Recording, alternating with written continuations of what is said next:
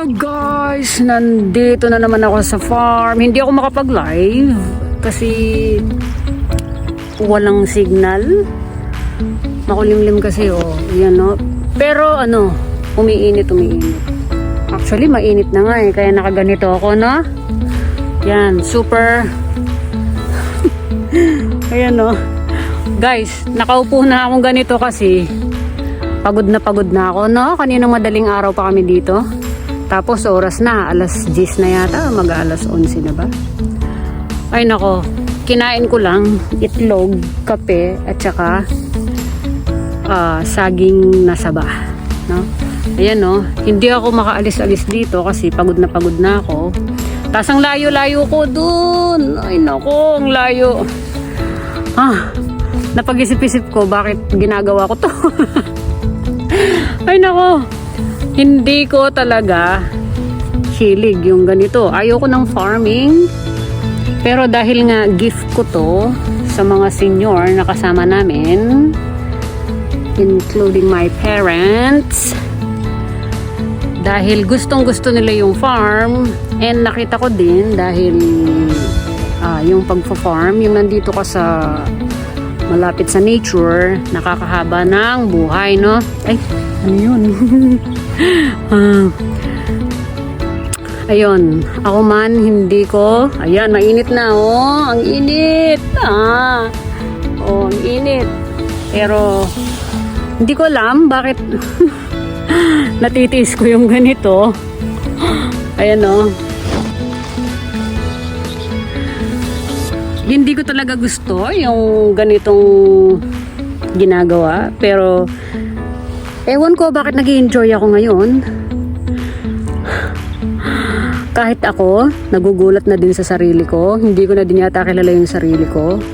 Kasi, nai-endure ko na yung mga ganitong mahirap na ginagawa. Pero, very fulfilling naman. At saka, masaya kasi there must be something interesting dito. Kahit yung mga kapatid ko nandito sila last Sunday, so Wednesday na tayo ngayon, sila man nag-enjoy. Kahit yung parents ko ngayon nag-enjoy na din sila ngayon dito kasi merong something interesting na dito sa farm after 1 year and 4 months. So, nagtanim kami, After 1 year and 4 months, medyo nakikita namin, lumalaki na sila, gumaganda. Although, nagkaka-problem, kasi kapag maulan, ayan, naninilaw. Yung iba, naninilaw. Ayaw kasi nila yung matubig. So, nag-evolve ako, Ako man, hindi ko nakilala yung sarili ko. Bakit? Nai-endure ko na yung mga ganitong hirap. So, thank you Lord kasi maliban sa madaming patience ang natutunan ko kasi halos mag-quit na din ako dito Madaming problem, madaming challenges ang nalampasan ko dito, nilampasan kasi talagang mahirap dahil hindi ko naman talaga hilig yung ganito. So, nahirapan ako, doble yung hirap ko. Pero, it's okay. Kasi, masaya naman ngayon. After 1 year and 4 months. Sobrang saya. Pati yung family ko.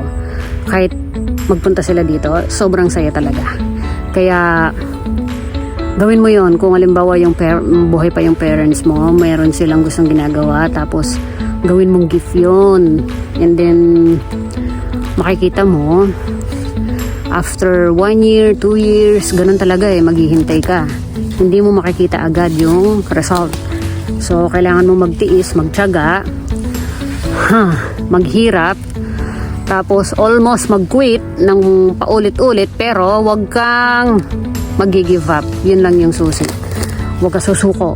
Yun lang susi. Para magkaroon ng result. Ayun, tinatawag na nila ako. Okay, hanggang dito na lang. Until next time, maghirap ka lang dyan. Magtiis-tiis ka lang dyan kasi magkakaroon naman ng result pagdating ng araw. Okay? Bye!